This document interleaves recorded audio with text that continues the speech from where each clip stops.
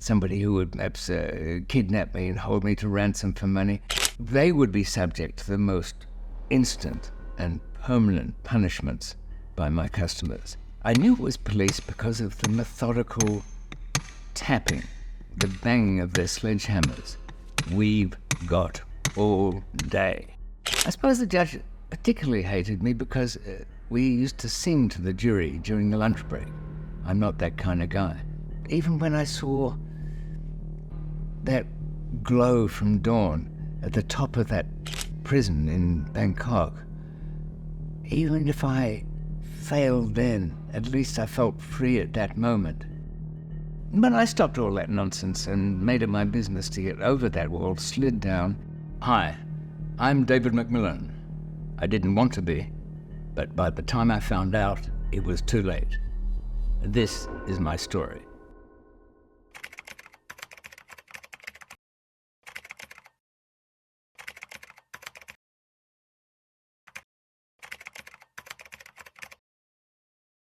In my late teens and early 20s, I had some regular jobs. I was a cameraman for a while and then worked in a big ad agency and finally a cinema.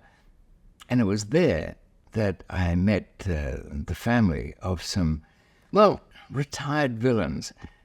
They'd been safecrackers and did some selected robberies, but found themselves with some money to invest, and narcotics was where they saw best. And when it comes to narcotics, importing is where the real profit is. So that meant smuggling. But this was not really their kind of thing. It's one thing to put a gun in somebody's face and demand money, but getting through borders, wow. Now, I was not the kind of person who liked to wave guns around, but the idea of crossing a forbidden zone, this artificial line in the sand, where there was a team waiting for you, and how would you get through since they'd built this thing, the airports, the security, the customs line, built it so that you couldn't. Well, my arrogance and stubbornness drew me into that, and I couldn't resist it. That's the way I felt. When the smuggling operations were at their height, there was traffic between Colombia and South America and Thailand up in the Golden Triangle, sometimes mixing between the two. The smuggling operations involved building a different personality for the courier. I had my own passports. I probably used maybe 30 of them during a long career. But I would get a fresh passport for the courier, not just for the practical reason that there would be no background known, but so they could be absorbed into this fantasy life that they were living. Of course, I was there. I'd be the one looking around to see if they were in danger. Sometimes I would even have a second person traveling that was perhaps a little bit more suspicious who would go through first. And if that person got dived on, well, so be it. He had nothing. And the courier would go next. I would go last. Really, because if something went wrong, I could then go out and try and fix everything. The authorities, certainly back in those days, I don't know whether they'd be brave enough to do it now, would not take the cargo away from them. They would leave it with the courier and then go in hope of getting the Mr. Biggs. The courier would be put in a fake taxi with a fake driver, and police of course, and taken to the place where the meeting was meant to happen. If it was in a restaurant, that's fine, but there were other places. But the point is, that cargo would never get to the restaurant. It would be intercepted by sometimes a guy on a motorcycle or a bag switch in the restaurant. But there would be a little play ahead as soon as they were caught. If I sound peculiarly enthusiastic or arrogantly pleased recounting these events, I suppose that only reveals the attraction for it. It wasn't really the money, because I ended up with really nothing. I found things to spend it on, or gave it away, or went into some mad investment. But it was the getting through, the devising the methods, even working on the containers. smoothing out the lines, getting the wood to match on the corners, buffing away that hairline join. And you might think, why, this is one sick puppy here. I mean, doesn't he realize that it was narcotics, usually A-class, high-level drugs? We'd have to go back quite a way, 30 years, maybe longer. There was a very different attitude when I was in my late teens and early 20s. In the 70s and certainly early 80s, we weren't really the outlaws, the scum of today. There was a view that the law on drugs was wrong. That was our excuse. I think we were just criminal. But that's not the point. We were not regarded as the filth of the world. So it was not so hard to get people to join the party.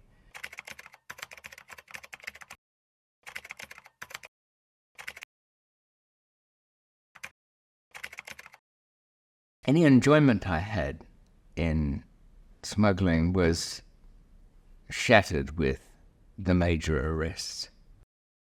My first big arrest was in Australia. It was a result of a major task force operation that ran for 2 years with a lot of specialised police. They were federal and state. And I was warned. My own lawyer called me in and said, they're all over you, David, you better go. And I mentioned arrogance before, and it was the same then. I thought, here's another border, but it's different. They're right on me now.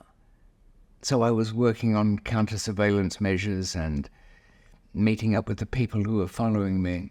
By the way, when you confront somebody who's tailing you, don't think that the whole operation's all over.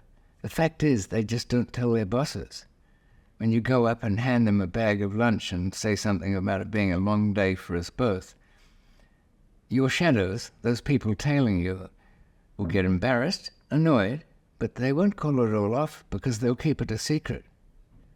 It all just goes on. At the time of this major arrest in Australia, I was living in a beachside house, rented, kind of good. It had a swimming pool. I had my German Shepherd, Sasha. She was always a great protector and house dog. In fact, I think there was a warning of that coming. My wife at the time, the daughter of an Italian restaurateur, we used to go to her father's place on Sundays. We went there this Sunday, and Sasha, the dog, wouldn't get back in the car.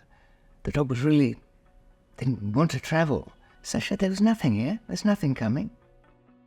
6 o'clock the next morning, I heard the sound of sledgehammers battering down the door. I knew it was police because of the methodical tapping, the banging of their sledgehammers. We've got all day. They came in, poured in SWAT team outfits. Sasha looked up from the floor, and that dog more or less said to me, "Well, David, I told you so.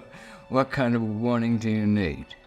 The trial went on for 6 months, 119 witnesses, 6,000 pages of telephone intercepts. That's recordings of conversations. We tried to get bail for the girls. It was the girls, Michael, my partner's wife, Marie, she was Colombian. Just had a baby, and Claire, and this was, we couldn't have them there, so we were really to even plead to this case. But they were held in the women's prison. Police informer was put in their midst in the dormitory. She was meant to get information out of them. Danielle, her name was. Unfortunately, she was an arsonist, set fire to the place in a ludicrous protest inside a wooden building covered in steel cages. I heard about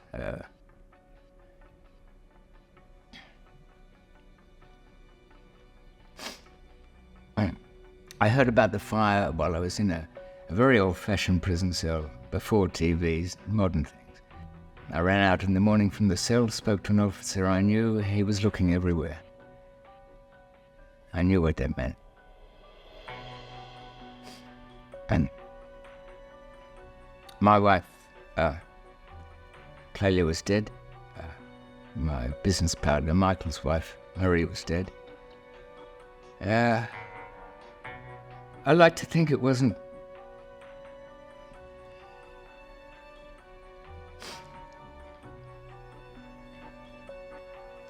I like to think it wasn't too bad, like suffocating.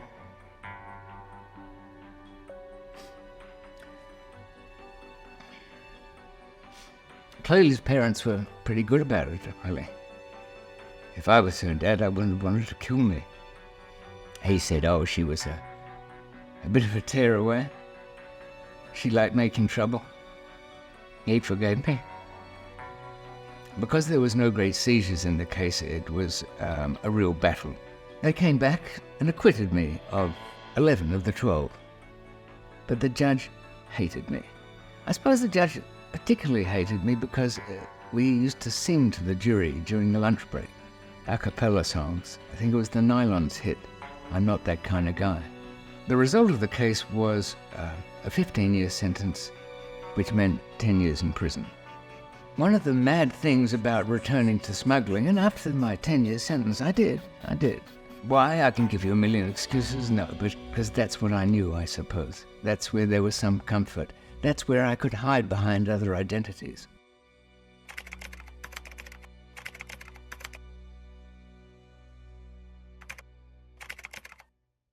I'd left Australia and I was heading towards Europe because I had a little money put aside there.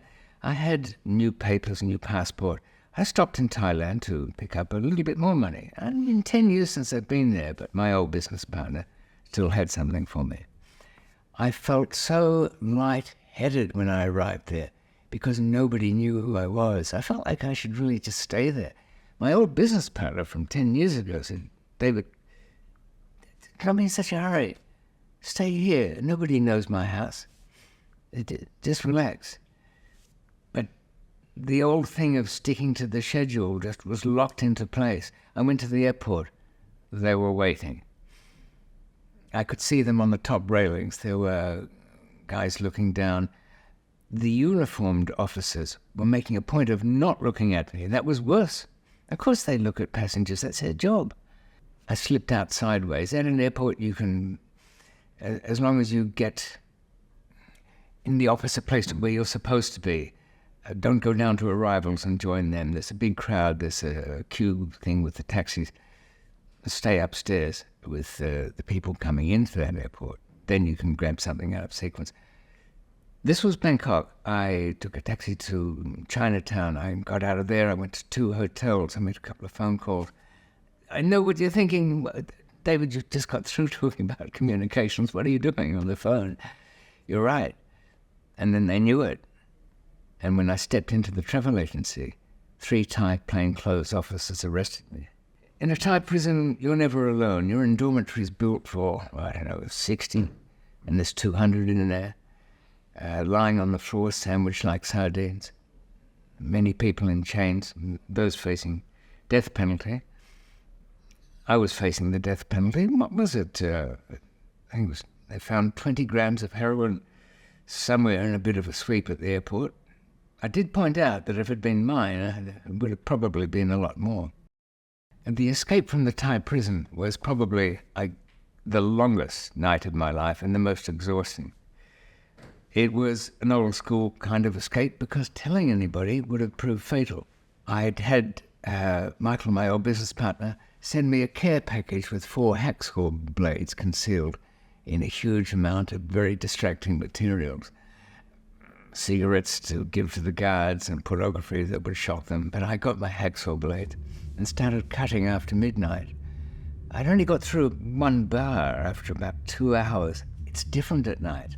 Anybody thinking of escaping, there's no use pacing out how long you think things will take during daylight. At night, you can hear a pin drop.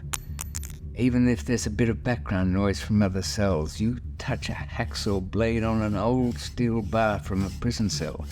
It screams in protest as you drag it along. You have to go slowly. Half a bar was cut in 2 hours. Should I go that night? Or do what I knew was fatal? When it comes to escaping, don't hesitate. Go with every opportunity that comes your way. And my big Swedish Viking friend Sten held back that bar and gave me 6 inches, which I slipped through and got out and slid to the ground on some nylon webbing that I'd got from one of the factories there. It was before Google Earth back in those days. 1996 in August it was, 26th.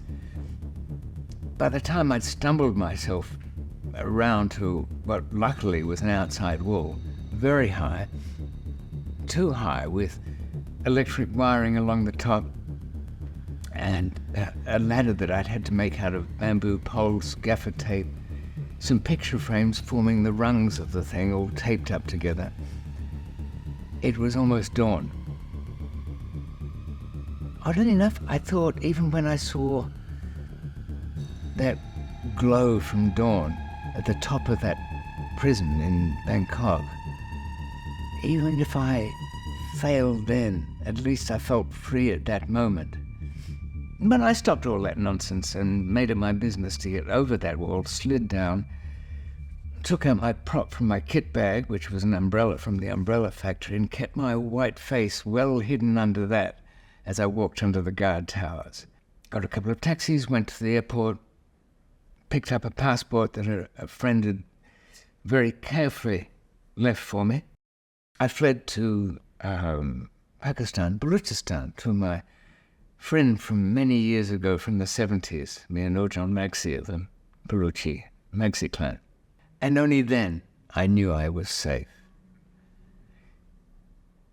I found myself, as the guest of the tribal lord, looking at some new passports on a bed there.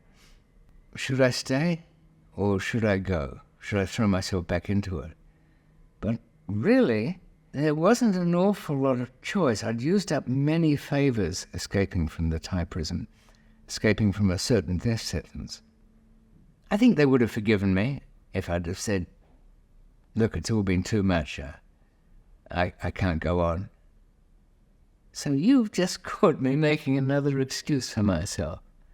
I did go on, and I went back to it. And was that the last of the arrests? No. People have sometimes asked me, looking at me, how did you survive where you were dealing with cocaine and heroin in a marketplace that's ruthless and cutthroat? But one of the keys to the survival of that was being worth more alive than dead.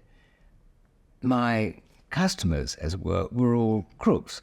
And of course, my well-being was important. It was necessary for me to be alive, to be doing the smuggling so they could make their profits. So anybody else from their world who would come to attack me, somebody who would perhaps kidnap me and hold me to ransom for money, someone who would come and follow me and try and steal the goods, they would be subject to the most instant and permanent punishments by my customers. So I didn't have to worry about that. At the peak of the business, did I have any fast cars and flash houses? Really, I was too busy running the thing, because that was the interesting part, that was the exciting part, to even think that far ahead. I recall having a glass coffee table in a house I was renting. There was perhaps $2 million on that glass coffee tabletop. I never really got to spend it. I put some back into the operations, I buried some in the ground, and if you turned around and looked in the rest of the house, only half of it was furnished. I hadn't even furnished the house properly.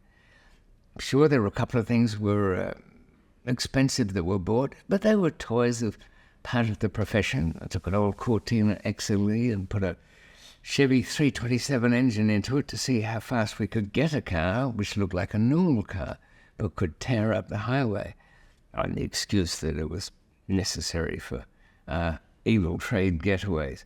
But there was no great pleasure.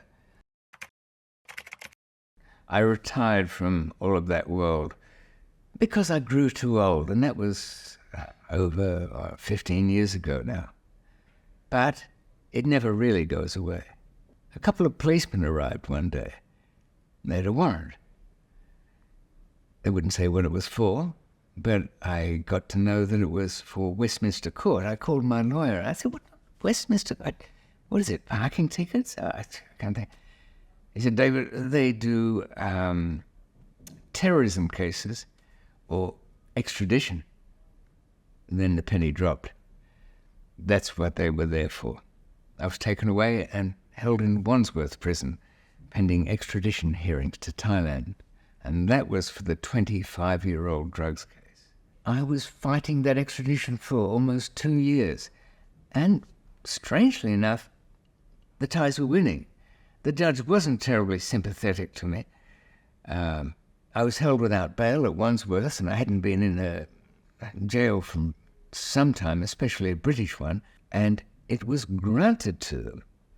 They were allowed to take me back. Of course, I appealed straight away, and I was still in Wandsworth wondering how that would go, and starting to formulate B plans of what to do in case I was taken back there. But what struck me as odd was that they knew I would be killed there. The Thais knew I would never survive. The next generation of prison guards had been affected by my escape, and some of them had lost their job. I would be finished in that. I would be chained to a wall. I would meet with an accident, if I can put it that way. But the only satisfactory way out was for them to win the case through the Home Secretary, but withdraw it somehow. And so it was agreed in the end. The Home Secretary signed ahead on my extradition. The Thai stepped forward and said, "It's too late. Too much time has passed, and this warrant has run out." Why? Because they wanted to be all punctilious and exacting about the law? No, the Thais didn't want me back there because they knew I wouldn't survive more than a couple of months. And having made all those guarantees to the UK government, well, it would be an embarrassment. So let David stay in the UK. But we won, so we're happy.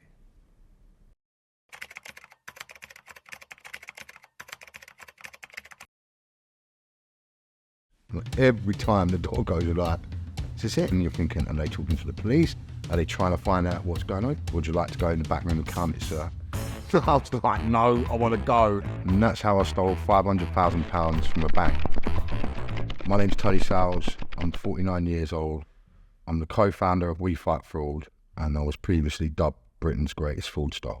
How do you get the title of Britain's greatest fraudster? So for me, it started when I was 7 years old. My uncle lowered me into a pub. I just had to open the door, let them in. They robbed the pub.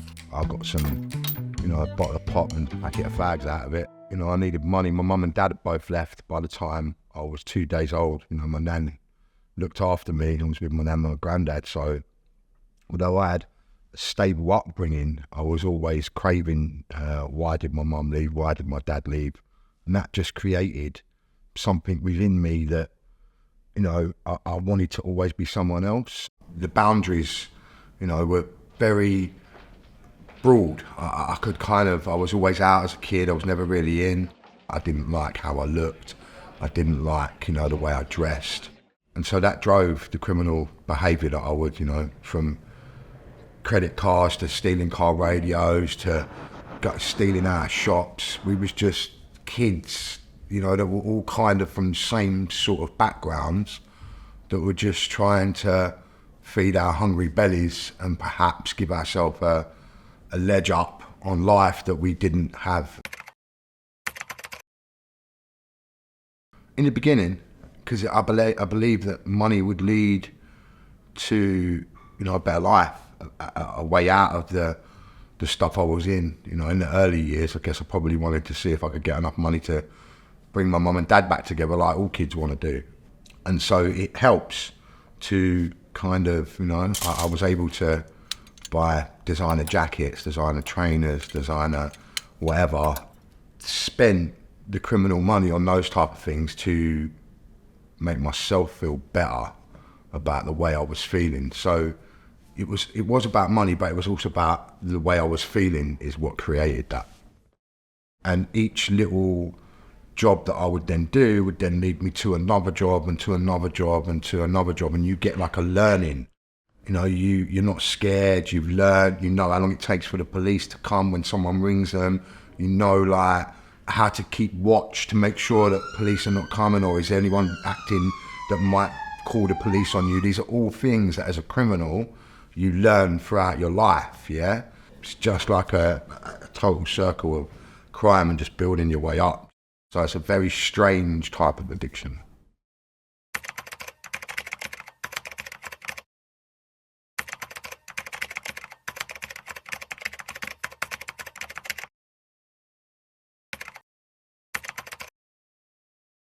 You know, we've just been hitting different types of things in the seaside town and that. We kind of always just drive around the town and have a little look around. I drove around this town, and at the end of it, at the end of this pier bit right here, was like this round yacht sales showroom. And I thought, I'm going to go and see if I can get a yacht. You know, interest-free credit. Like, what is it? You know, can we see? Went in, just like, I'd kind of had a nice watch. I'm really dressed well. I pulled up in a really flash car. I don't say anything, I just walk in there, just walk around, go, oh, some nice shops in here, and then I leave, yeah? And then I come back, because I want them to see that I'm thinking about it, and who am I, and I want them to look at me from the outside, and can they see, like, 'cause I'm creating, what I'm actually doing is socially engineering them to believe I've got enough money to buy a yacht. And then I go in, sit down, talk to the guy for a little bit, tells me, oh yeah, it's quite easy, you can buy a yacht and finance, no worries, like, we can do that. So I ask him, what do I need? He says, oh, you need a driving license, you need a utility bill, you need a debit or credit card that we can take the bank information from. And he said, you know, insurance certificate to say that the vehicle's insured, and you can leave from this dock, we'll let you drive off in the boat. Like, so I was like, wow. I'll go and get all the stuff that I need, come back like a week later, I think it was, or 2 weeks later. I drive into the place, do the exact same thing. I'm here to buy the yacht now, blah, blah, blah. Give him all the paperwork, he gives me the paperwork. Yeah, sure, it's fine, we'll sign it all. And I'd supplied a fake, so I had these, they weren't fake, yeah, they were real. So they were insurance cover notes, okay? But this company that I'd wrote this cover note out on for the boat, didn't actually do boat insurance, and the guy knew it, yeah? So that's what must have triggered him, yeah? So as I was sitting in, waiting, he said, do you want a glass of champagne, sir? So I was like, yeah. You know, and I'm sitting there and thinking, we're going to have a nice little whatever. And as I'm sitting there, I just saw this police car coming down, like, kind of thinking, wow. And then my bum's squeaking a little bit, because I'm like, I think these are coming here. I just got up and said, I'm going to go and I've just got to quickly go down the road. My missus has just rung me. I need to just shoot off quickly. So he goes, oh, no worries, like that. So I just literally went out, and as I pulled out in the car, I pulled out like this. The police came in here, and I literally just shot off like that. So I don't know if they were for me. I never went back to get the yacht, but I would assume that they were for me. Well, I do know that they were actually for me, because I rung him a week later and asked him if I could come and pick the yacht up. And he said only if I could leave with a police escort. Yeah, and very scary. I didn't have a clue how to drive a boat. Probably been lost at sea on some island somewhere and never known, but just the excitement of the little kid of going, I want to get in this yacht, yes! That was just like...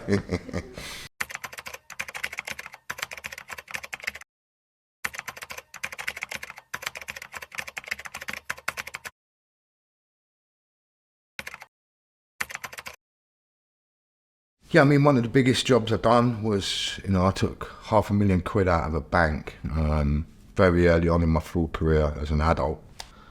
So woke up, we used to have a saying, you can never go war on an empty stomach. So we would always go to a cafe.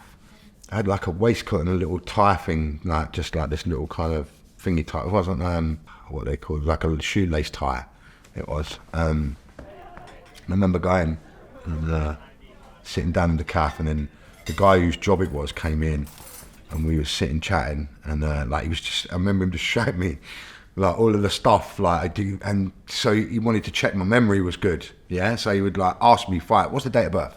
Like instantly I'd give him the date of birth, like what's the name? Here's the name, like that, like you know, how long have you lived there? Like, and I know that, like how much did the company turn over last year? Like I know that, like how much, when did you put the last transaction in? I know that, like, so he used to call them C10s, and you had to learn all of that stuff and memorize all of these things. We then pulled up, like he was always trying to make me laugh, because what he's trying to do is, he's trying to make me not nervous, but he, even though I'm not really going to get nervous because I'm focused on what the job is, because what you don't want to do is go into somewhere like that when you're going to do it and go, because that's like, they're just going to be on you in seconds. And then, sit down. It was kind of like a chair like this, but a bit smoother over here, and sat down, and I had to wait for them to come over here. The counter's kind of here, like this, and the office door's over here. So I've been to the counter, said that I want to make a large withdrawal. It's actually all been done on the phone. I'm actually here now because we phoned it through to all pre-order the money, yeah? So we pre-ordered it, going to the bank, sitting down, waiting. So it's all gone through. I've told him that I'm here waiting. And then, like, every time that door goes, you're like, is this it? And then they're behind the counter on the phone, and you're thinking, are they talking to the police? Are they trying to find out what's going on? Because you just don't know. Like, none of that's really happening. They're out there just making sure. They probably want me to feel a bit nervous just in case. I'm quite a young guy coming in to pull out a rather large amount of money over the counter, something that they've probably not ever done before at that time. A bit like, I don't know if people have seen the Catch Me If You Can movie, where he's you see Leonardo DiCaprio kind of walk down, he's looking at these bank tellers a bit. That's kind of a real thing, because what I would do is I'm looking for, who do I think, like, I've got these eyes, do I think I could just flirt a little bit with that person behind the counter? Could I give like a little bit of that? Just sitting there waiting, like I said, that door going open and shut, and then there's a woman and a man come through, and as they come through, they give me this bag and said, would you like to go in the back room and count it, sir? I was like, no, I want to go. Like, I've been waiting here for 3 hours. I was acting furious, like, but inside I was like, yes. And then, I just walked out, and then he just literally just picked me up and got in the back. It was like, whoa! I haven't seen that guy since then. That was kind of it. Like, I suppose that he done whatever he done, and I ended up just moving up and going and doing different types of things. But yeah, I mean, at that moment at the time, it was huge. It was like a massive thing. You feel all of the whole lot of it. I actually went to prison for possession of an imitation firearm with intent to harm. Drunk in a nightclub. I was trying to help someone. Picked up a bottle, got attacked by the doorman on the door, and that was just kind of like it was like that volcano moment within me at that point. Up until, I think I was 22 when that happened. I was very uptight. I've got a lot of anger in me because of what's happened to me as a child. I was sexually abused. I was bullied. I've got all the stuff that's going on in my childhood that makes me who I am, that by the time that happens, I'm ready to pop. And once they attack me and throw me out, and then I got slapped. I had a fake gun in the car that I thought was real, and I went back and just wanted to, my ego was just obviously out of control, and I just pulled the gun out. I started firing, and before you know it, the police were on me, arrested me at the scene. And that was like a realization moment, like that my life is going to be like this if I continue to do this. What's next? Where am I going with this? And I guess that whole moment going to jail from it just took violence out of me, really, because I realized, at that point, I realized that I don't really want to go down that route because I'm going to be seen. Up until we've always been undercover and not outward in that way. I come out of that sentence and then I get into total stealing identities. I didn't even realise what was victims in this stuff, really. I'm thinking that the banks were going to all pay this stuff back and no one's really going to be a victim of this. It's a nothing crime is what I was thinking at the time, but it's not like that. And I now know differently to what I knew then. And so I just went on, I suppose you would call it a rampage of fraud for quite a long time. Committing hundreds and hundreds and hundreds of identity thefts. When we was arrested, eventually, there was like 100 driving licenses in the cars that we were using. There was there's all different types of paraphernalia, fake driving licenses that we'd made, fake debit and credit cards, fake utility bills, all this stuff.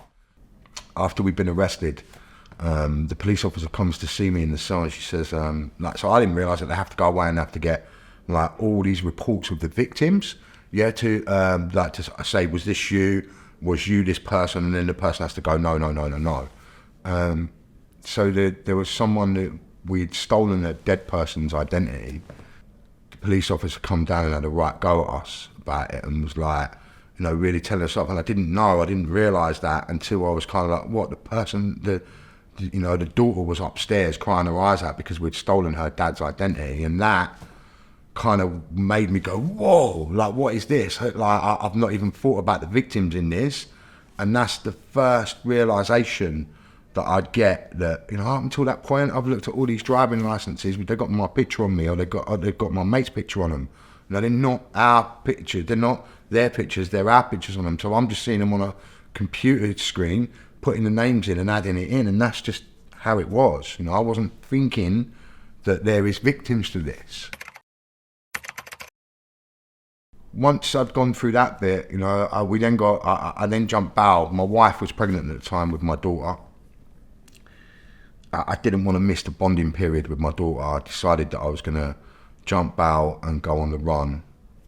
And I did, and that whole process of being on the run, as a human, it changes you. If you're driving and police come behind you, now at any moment I can be taken away from my family,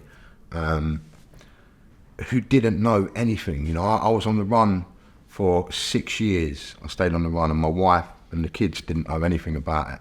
People always say to me, she must have known something. She must have known a little bit. I was a fraudster. Like, I was good at what I do. If I can convince my wife all the time, I was a good fraudster. She didn't know anything because I didn't want her to know anything, and by knowing something, she might have been at risk. Eventually I was caught. I get caught in a petrol garage in Essex. I go to see a friend.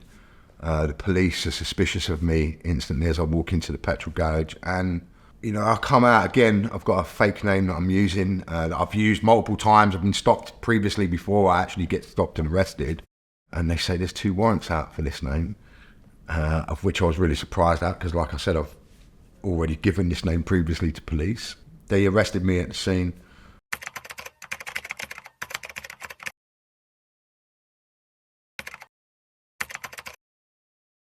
They remand me in custody, and then I get a prison sentence at the end of it. So that was for conspiracy to defraud. It's during that prison sentence, after my wife finding out and eventually coming to talk to me, it took her 3 months for her to come and see me. She comes and visits me on the visit. As she walks in the visiting hall, she's got my son, Zach, she's holding his hand. And as she walks in, I can see that he's crying, like, the other 2 are upset as well, but like, he's just crying, like, she's got 3 of them with her. I'm like, what's up with him? And she goes, what do you think what's up with him? You're in prison. Again, like, what do you think's up with him? Of course he's going to be upset. And it's at that moment that I realised, whoa, I'm now pushing my trauma onto my own children. And that's going to be a circle again that's just going to continue this crazy circle of crime. If it's only me that can change this moment right now. And so I kind of, at that moment, that's it, crime's over. I go back to the wing, and like, I had a friend, Dennis, that I was talking to at the time, and I said, look, I want to get into fraud prevention. Like, everyone kind of laughed at me a little bit when I said it, but to me it was like a natural migration. I wanted to make the kids proud, and did I have an opportunity to be able to do that? So I served out the rest of the prison sentence, came out. I got a job, just working in a supermarket. I actually felt that this was the first time I was going to use all of what was happening to me to actually make a difference. Like, I was going to really try. And so, I did. And I started building a presentation in the background about fraud and about how hacking was happening and what hacking looked like, because it was quite new then. It was a very new thing. It was a journey to come out of jail and want to change your life around and go against the grain, go against all the, the criminal life that I've grown up in. I've had death threats, get them continuously. Some people, I guess I'm like Marmite, you either like me or you hate me. Older people getting robbed and scammed out of their money is disgusting. You know, I don't like it. I want to try and help back against that sort of stuff. You know, I've been part of it in the beginning. I don't want to ever like see stuff like that happening, you know? It's horrible. So that drives me every day, you know, making the younger generations understand the risks that they face, you know, by getting involved in crime, by just doing a crime once, what that can lead to. Getting bullied creates, you know, a low self-esteem, and that low self-esteem leads on to me committing crime. It's just evolution within a person. As a child, I would go and see psychologists because they knew that something was not right. But when that happens, as a kid, I don't want to tell the psychologist because I'm quite switched on even then. Like, what? I don't want to go into a children's home. I don't want to go into care. What if I tell them that when I'm staying with my mum, this guy's beating the crap out of her? Like, what do you think's going to happen? And when you're aware of that, you're hiding it all. You're not actually being honest with those people because why would I want that, you know? And so if I could say to my old self, you know, I'd say listen sometimes to what is being said instead of trying to hide what's actually going on. I didn't want to talk about things, you know. Who wants to talk about being sexually abused? Like, it's not a nice thing to talk about until you get strong enough to be able to talk about it. And that takes toughness, time, lots of horrible things having to come out of you to understand who you are, and then in order to give that to others to help. Because, you know, it's not a nice thing to talk about, or being bullied is not a nice thing to talk about. You know, people don't want to be, they're scared. That's who made me who I was. And all of these things are what make the criminal society that we have today. You know, in order to make it better, we've got to understand much more what creates criminals, you know, what actually makes a criminal, what actually is it that's going on there, because it's not what most people think it is, of just greed and not caring about things. There's lots of things emotionally that go on within that, and unless we start looking at that and talking to the younger generations and understanding how it is for them, you know, actually understanding how they feel in their environment. You know, there's nothing I'm going to say to the kids that are misbehaving today that's going to make them stop like that. It's just not going to happen. Society has to get better at understanding all of the problems that there are in order to truly combat them. There's never been any glamour to anything I've ever done in any of that stuff, yeah? It was all just to cover up my selfish ego and to just, you know, just try and be someone different when all I ever really had to be was me.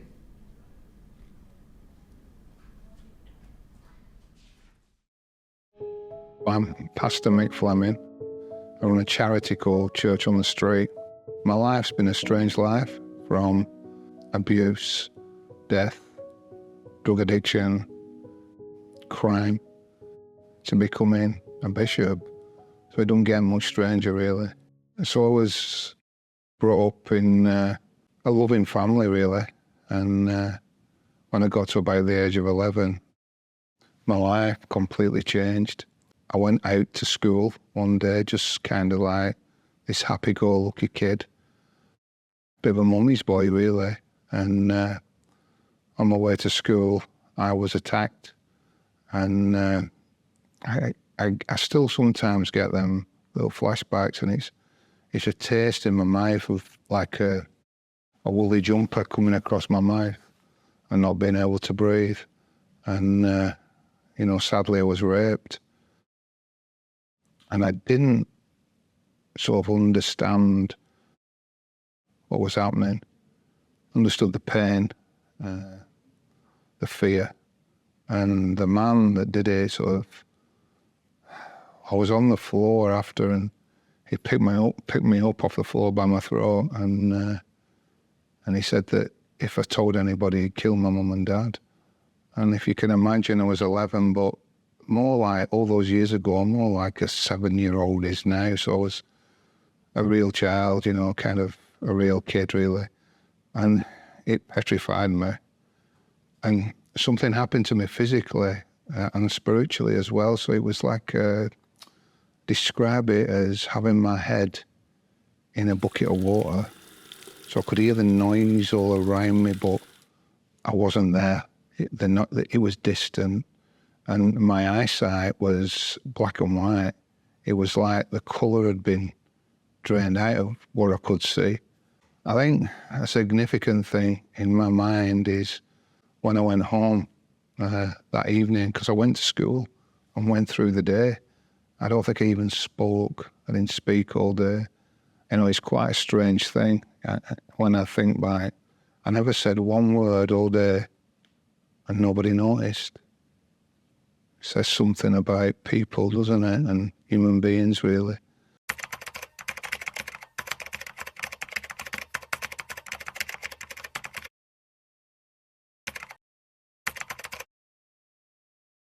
When I went home that night, I can remember a night there were like shadows shining in onto the wall, and I kept seeing these faces, and the fear was just consuming me.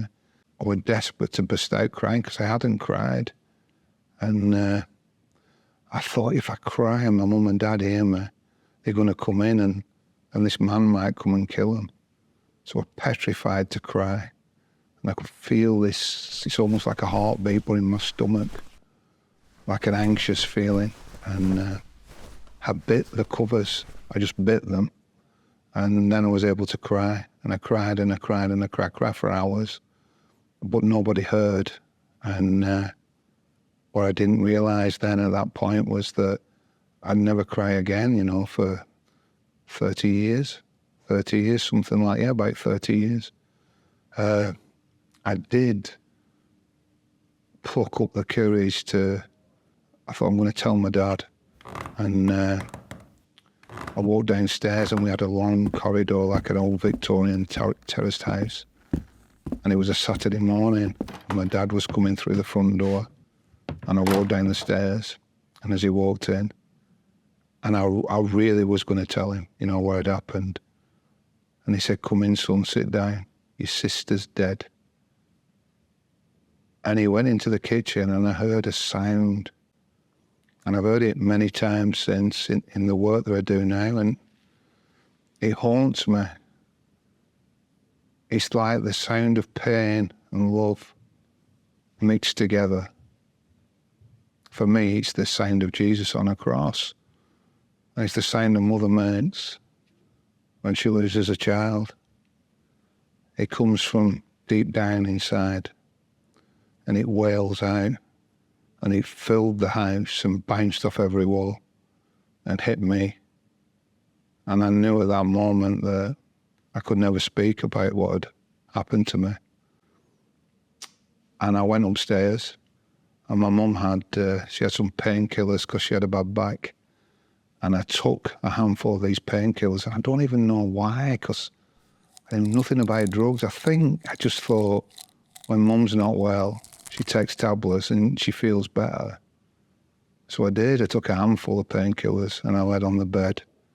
And this little boy just went to heaven. I just floated out of my own body. There was no pain.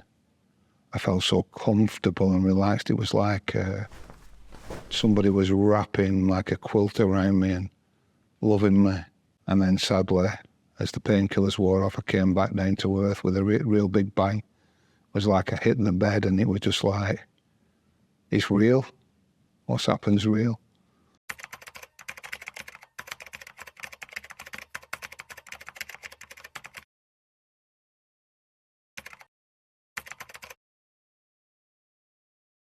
So I spent, I don't know, probably 30 years, you know, just constantly trying to float away from reality, out of my body.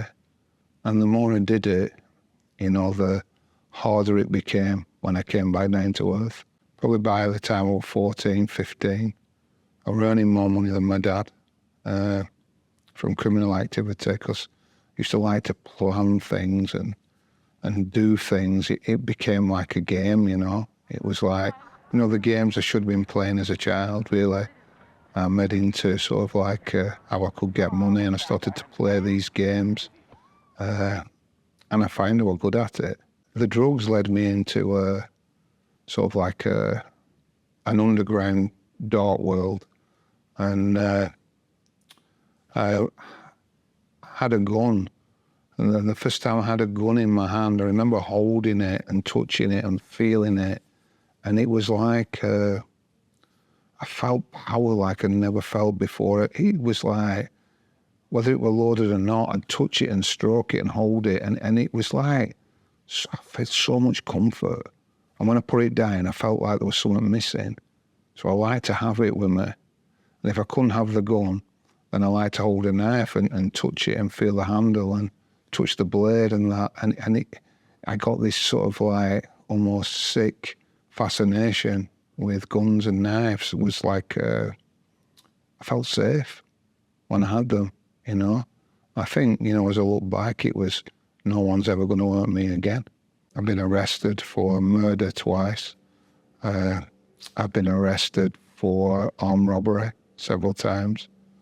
Been arrested for firearms offences on stupid amounts of occasions when people owed money to other people. I would go, sometimes with others and sometimes on my own, and administer the punishment. There was a time where I just left the house, a young lady's house, and 5 minutes later, the house got hit, and these people would have killed me, and they would have made a real mess of me as well. It wouldn't have been a nice end. They'd have cut bits of my body parts off. And 5 minutes. So again, you've escaped, you've gone. And it's like a bravado. I was sat in a car once at, say, traffic lights, and somebody pulled up beside me and tried to shoot me. Well, they did shoot me. They shot me 3 times, but they missed. And that wasn't scary. That was just part of what was happening at the time, and it just created more adrenaline in me because I didn't have those emotions and those fears. It's bizarre when I look back now because, you know, I'd be led on forward, you know, capping, I'm sure, but not then because life was different then, you know. By this time, I was a young father with 3 children, and my wife had a breakdown, a mental breakdown. I'm not surprised. You know, the police had come round and raided their house looking for guns and stolen items and all sorts over and over and over and over again. I had no respect for authority, you know. Sadly, my wife is still seriously mentally ill now, even 25 years later, 20 odd years later. And when I discovered cocaine, that was, again, it was like a stimulant, and this confidence and this bravado just went through the roof. And then a few years later, I learned how to rock it up, which means I had crack then, which was far more potent. It's cocaine, but it's far more potent. And that was it. My mental health, my relationships, everything so began to suffer.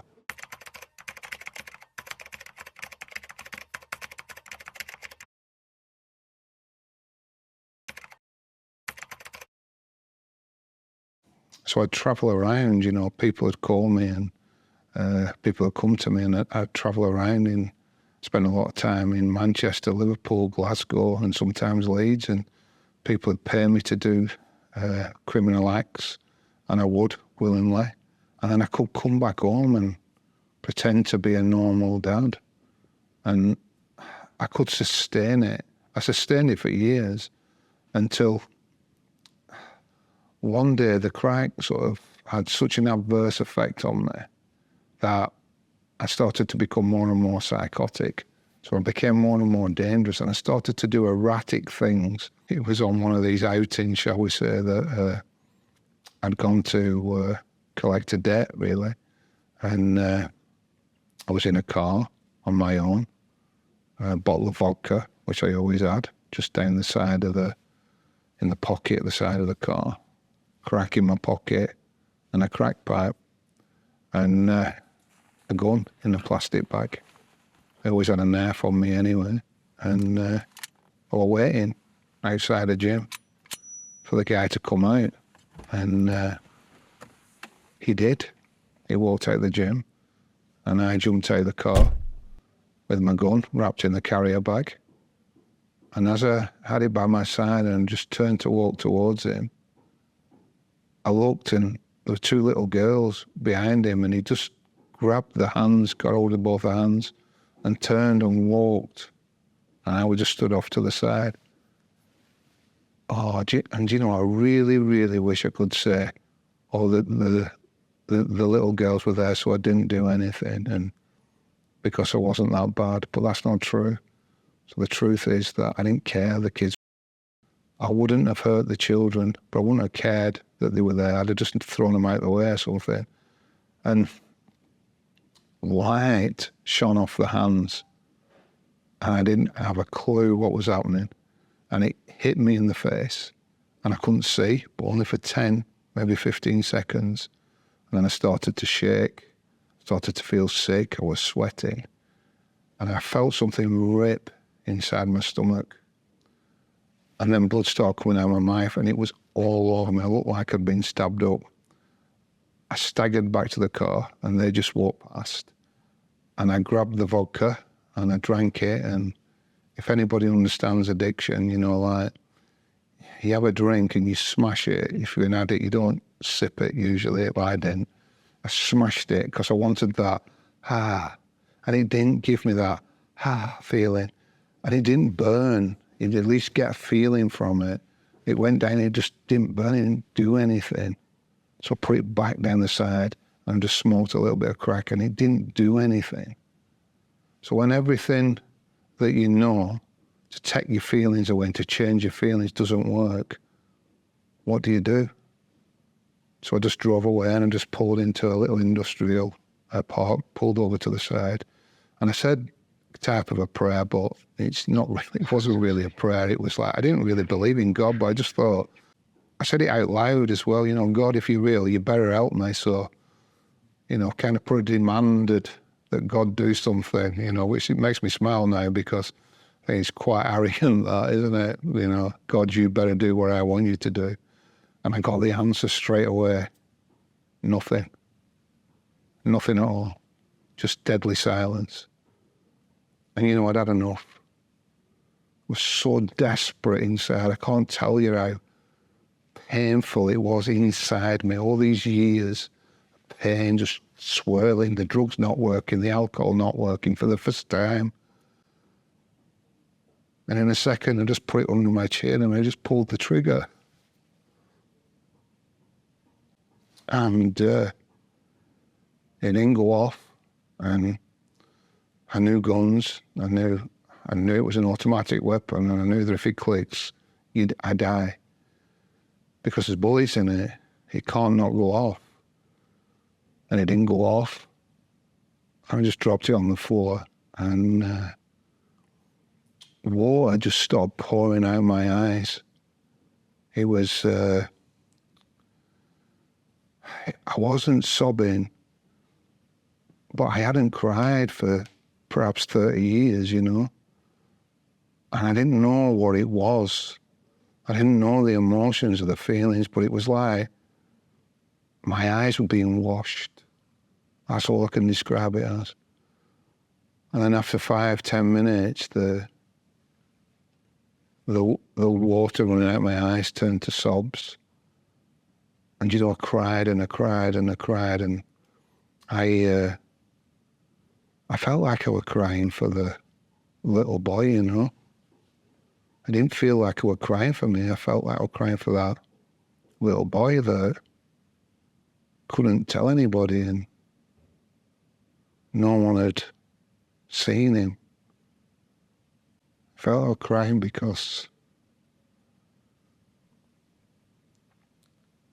nobody loved him. I left, got rid of the car, and you know, before I put the gun away, I fired it into the ground several times, and it fired every time. So I took away with me this different thing inside me, and I didn't understand what it was. I didn't understand what were happening to me. I was arrested, I think within a day, on a different charge, a minor charge. And when they questioned me at the police station, it became quite apparent that I was, mentally ill and become quite dangerous, not just to myself, but potential danger to other people. And I got a section on the Mental Health Act. So I had a policeman on one side and a policeman on the other, and they took me into a psychiatric unit, and it was like a law,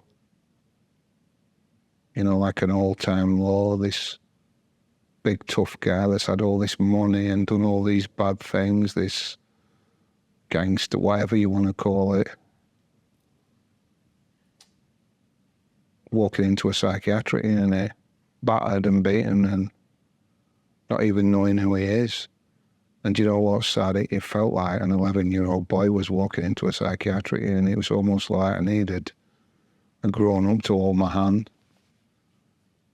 But whilst I was in there, something so bizarre happened to me. I sat down, people gave me cigarettes that didn't even know me. These were the patients. Somebody gave me a pair of training shoes and somebody else gave me a tracksuit. I thought, why are they giving me stuff? What? They don't even know me. And I think as I look back, they didn't know me, but they knew my pain.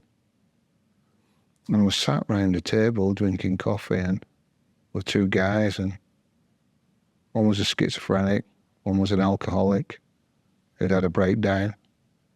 And they both told me that they'd been sexually abused. I never heard anybody ever say that out loud. And for the first time I just said, that happened to me. But not as bad as you. It only happened to me once. And the guy said, he went mad at me, he went, mate, once is too much. It's the same. Never ever say only happened once.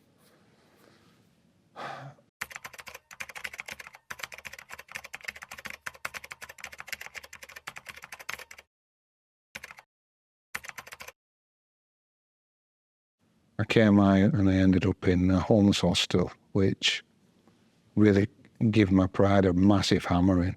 I had like an angelic experience whilst I was in there, and I tried to process whether that was my mental health or whether it was a God. And years and years later, now, I believe it was God, and maybe God worked in my illness, but I'd never seen anything that wasn't there before, but I did at this point, and it was an angel, and the angel was speaking to me and saying things, and I did what this angel said, and it's led me out of addiction.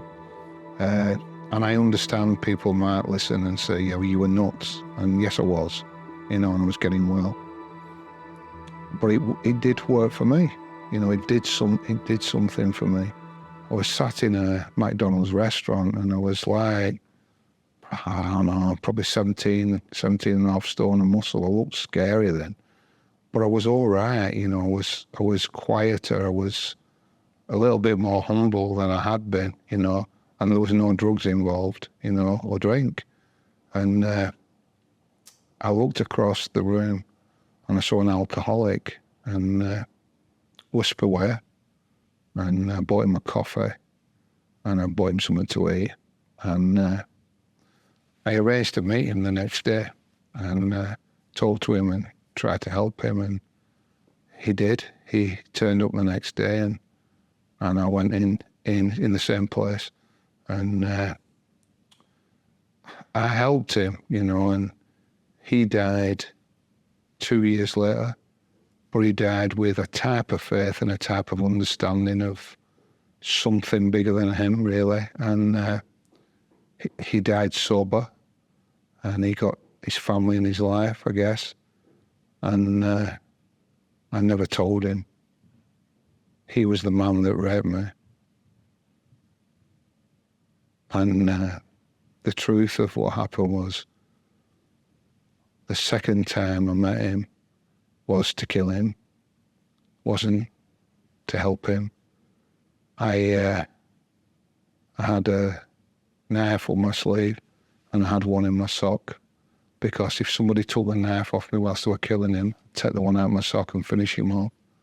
I'd spent 30 years slavering over if I ever saw him again. All my pain, all my fears, all my anxieties were from this man. And he had to die. It's like the power to do it was so strong, you know. And I wasn't going to do it to get away with it. I was going to do it in front of everybody, and almost like there's a piece of work. Look what happens to people who do that. And I walked into the restaurant and dropped the knife, so I just had hold of the blade in my hand. And he smiled at me. And it was that. When he smiled at me, this anger inside me just got huge. And I heard a voice, not a schizophrenic type voice, it was in my head, in my thinking, and it was inside. And he just said, "Mick, why are you living in his sin?" And he just stopped me in my tracks. Put the knife back up my sleeve. Why are you living in his sin? And he wouldn't go away, and he just kept coming back and coming back into my thoughts. So I went and bought 2 coffees and sat down, shaking inside. And he's just talking, and I'm thinking, you're getting it. You've got to, I couldn't understand what was happening to me. And I got this moment of absolute clarity. And it was forgiveness. He's never saying it's all right what you've done to me, there. Because I thought that's what it were, and that's impossible for me. There, it's all right, it doesn't matter, because it does matter. It destroyed my life. But forgiveness was saying, I'm not going to live in his sin. Because if I live in his sin, I kill him, I go to jail, hurt other people, my family, and the sin goes on and on and on and on and on and on. Or I choose not to live in it. And it was just so simple. For me at that moment, it was, I did feel forgiven, you know, for the things I'd done.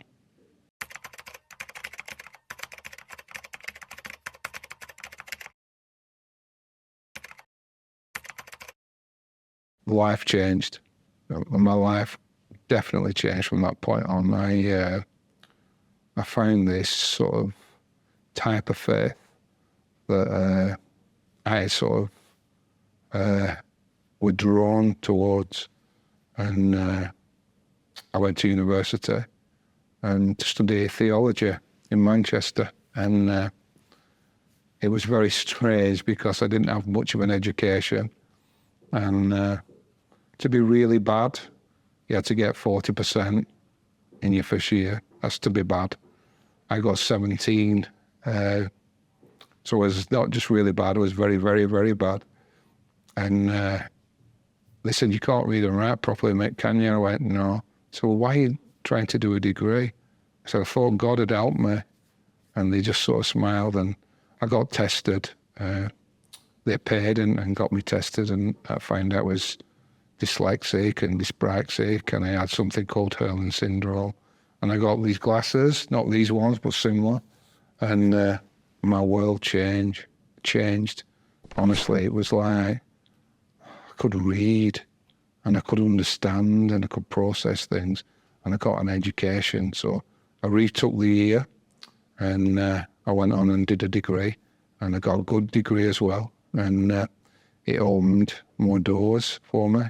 I met some amazing people, and I ended up getting ordained as a minister. So I set the church up, and the work that we do with addiction and mental health and homelessness and everything else, I got a phone call, and it was from Kensington Palace. This is a few years ago, and I was like, honestly, I'm so stupid sometimes. I thought it was a football team. Honestly, I thought it was like Crystal Palace. I didn't, I've never been to London. I haven't been anywhere then. And when I Googled it after the phone call, it was thought, oh, blimey, this is like royal thing. And they arranged a Zoom meeting. And on this Zoom meeting was the staff and everybody else of the royal family. I was like, oh my word. And it was coming out of the pandemic, and it was like, it was their first engagement after the pandemic, in person, kind of in person. A little boy, he was 10 at the time, and he was in pieces. His mum's gone. And he said, he said, I just won my mum back. Pastor Mick, I just won my mum back. And when I met Prince William, I got him to come with his grandma. So he got to meet him. And there was a beautiful moment there. So the Prince William said to the child, so how do you know me? How do you know Pastor Mick? And he said, he did my mum's funeral for free. And Prince William said, listen, I know what it feels like. I lost my mum. And he's talking about, obviously, Princess Diana. And I watched a moment that, for this young kid, his life in that moment, something happened and it was changed. Nobody who'd lost their mother had ever spoke to him. And something happened there between them. And for both of them, I think. And I watched it. It was real. And they shared something. And Prince William said to him, don't worry about what anybody says about her. You know you loved her, no matter what. And you must remember that.